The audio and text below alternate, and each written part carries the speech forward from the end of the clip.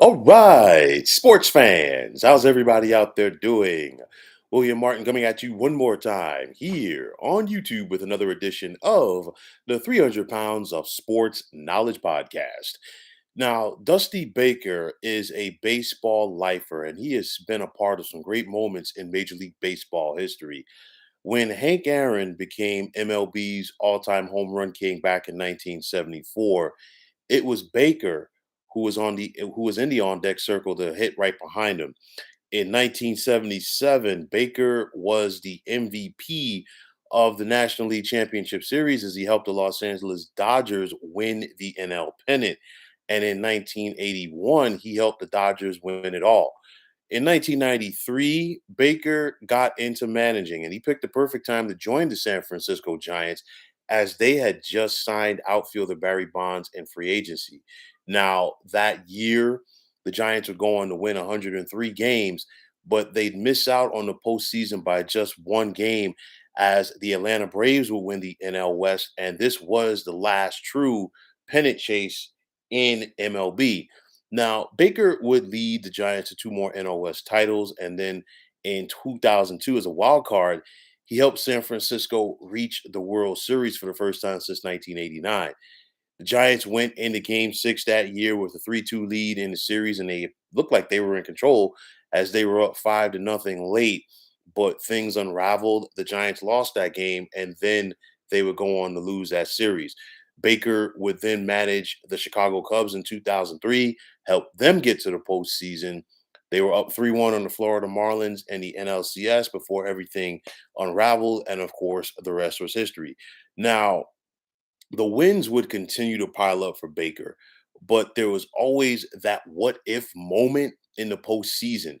From 2008 to 2013, Baker would lead the Cincinnati Reds to three postseason appearances, but the Reds failed to advance each time, with the most heartbreaking one coming in 2012 when Cincinnati went on the road and got the first two games of the series from the San Francisco Giants before they lost the next three at home. After this, the playoff failures would continue for Baker as the manager of the Washington Nationals, got him to the postseason twice, and they could not advance. And it looked like Baker's career was done until he got a call from the Houston Astros in 2020. And it was an Astros organization that had been rocked by the sign stealing scandal. And this looked like it was going to be his last hope in the big leagues. But in typical Baker fashion, he made the most out of this, and he has made the most out of this. In every year that he's managed the Astros, Houston has gotten to the postseason. He helped them win the American League pennant last year, and the Astros went to the World Series. And of course, Baker was the sentimental favorite, but unfortunately, in 6 games, Houston would fall to the Atlanta Braves. But Baker and the Stros would not hang their heads as they continue to lose guys in free agency and trades. But this Astros team was once again a team to be reckoned with this season. We saw Houston win 106 games during the regular season en route cruising to the American League West title. And whereas we saw a lot of teams like real contenders that had won more than 100 games falter in the wild card round, falter in the LDS. The Astros did not have that problem. We saw they swept the upstart Seattle Mariners in the ALDS, and then in facing the revenge-seeking New York Yankees in the ALCS, Houston would sweep them as well. Now, we saw Houston, get to the World Series again. Obviously, they were up 5-0 in game number one of this World Series over the Philadelphia Phillies before they blew that. The Phillies would come back to win, and you just wondered, oh no, here we go again. But the Astros did rally. They won game two at home, but they had to go to Citizens Bank Park for games three, four, and five, knowing that Philadelphia had not lost a game on its home turf during this regular season. And, in game number three, Houston was shut out. And with their backs against the wall in game number four, not only did Houston win, but their pitching staff combined to win a no hitter.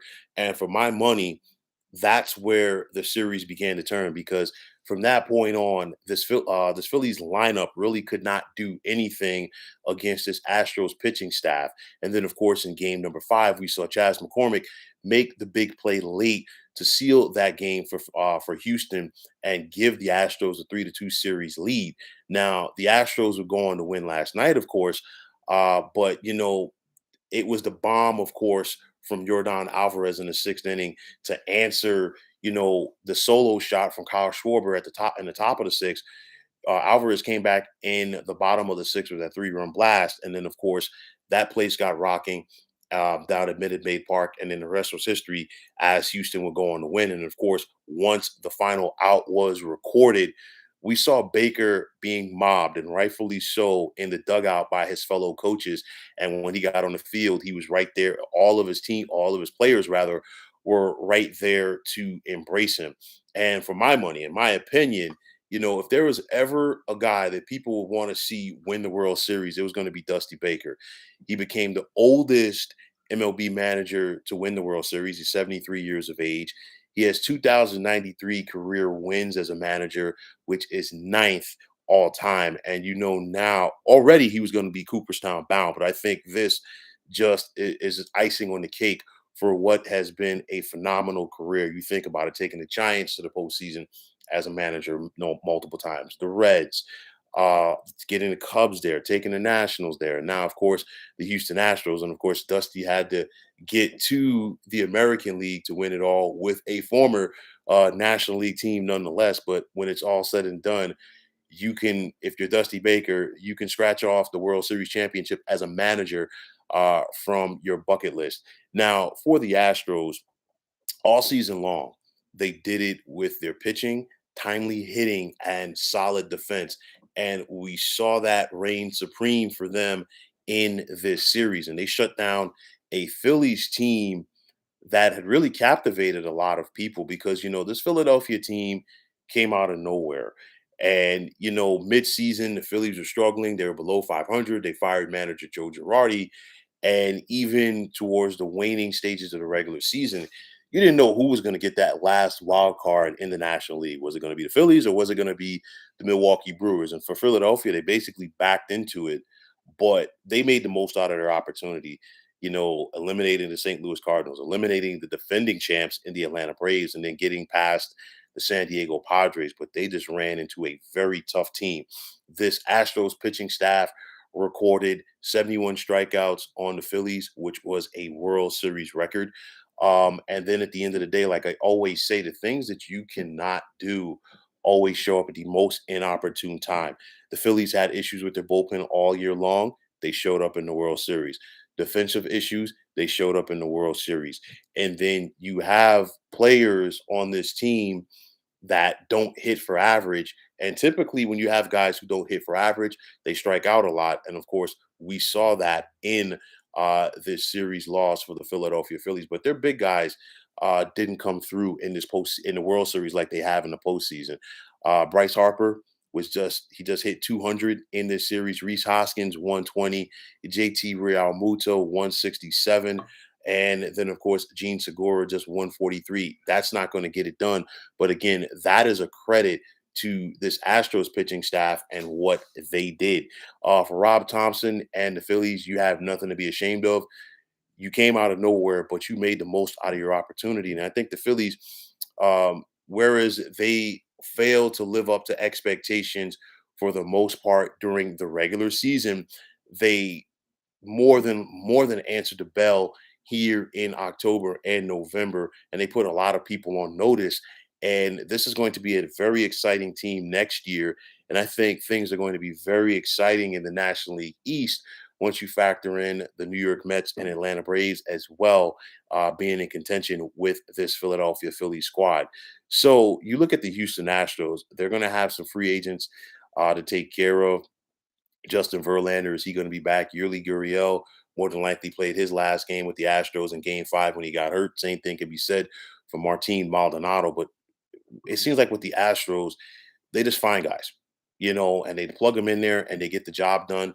And of course, the rest is history. And like I said, for the Phillies, um, this team, they spent a lot of money over the last couple of years. to put this team in a situation like we're seeing them right now. So let's see how Philadelphia can build off of that, and let's see how Philadelphia can deal with being the hunted next year as opposed to the hunter. Because remember, yes, they fell short in the World Series, but then again, you still got 14 teams in the National League that are going to try to track them down. Overall, I think this is a very solid postseason for Major League Baseball. It's a scenario with the extended wild card. It just showed us that anything can happen. I mean, at the beginning of the playoffs, I don't think a lot of people had a San Diego Padres, Philadelphia Phillies National League Championship Series penciled in. But you know what? That's the way that things go. You look at the Astros, they reign supreme. What's going to happen with the New York Yankees next year? We got to wait and see. A lot of things, a lot of question marks for a lot of teams as they head into free agency in the offseason. Can the Seattle Mariners build off of their postseason run? For the Toronto Blue Jays, can they build off of this run? For the Cleveland Guardians with their young talent, can they build off of this run to come back and once again win the American League Central?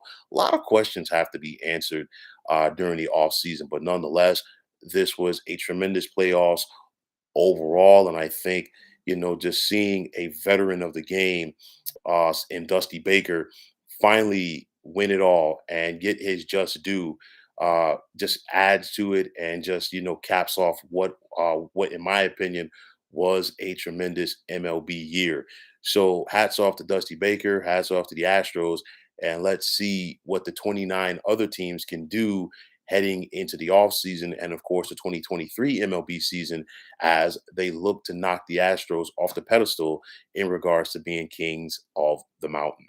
So, folks, that is going to wrap it up. And as always, I want to take this time out to thank you for tuning into the 300 Pounds of Sports Knowledge podcast here on YouTube.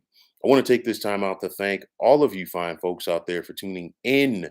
And if you have not already, please feel free to subscribe to this channel. Now, if you're on Twitter, please feel free to follow me at 300 Pounds of Sports. And like I always say, if you follow me, it'll be my pleasure to follow you right back. There's also the sports discussion group on Facebook at the Sports Depot 365. You can check it out. Drop a line to be a part of one of the better sports debating sites going on social media. So, once again, fine folks, my name is William Martin. I am signing off, saying take care and have yourselves a wonderful day.